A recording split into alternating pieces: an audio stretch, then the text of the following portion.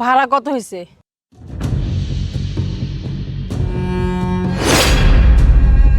মেঘ, তুই?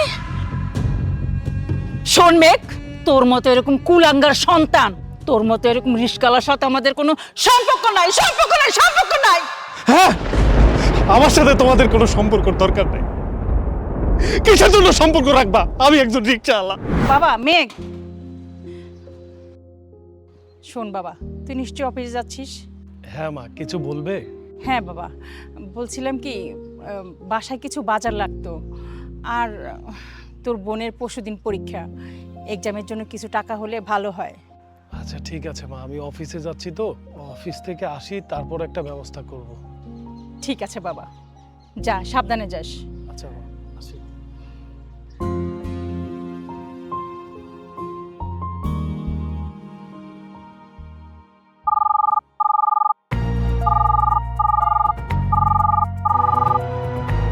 Hello sir, আসসালামু আলাইকুম।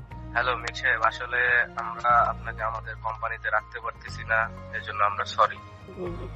কি কি কি বলতেছেন স্যার? হ্যাঁ, আমি কোনো দোষ করছি? হ্যাঁ, আমারে ছাঁটাই করবেন মানে?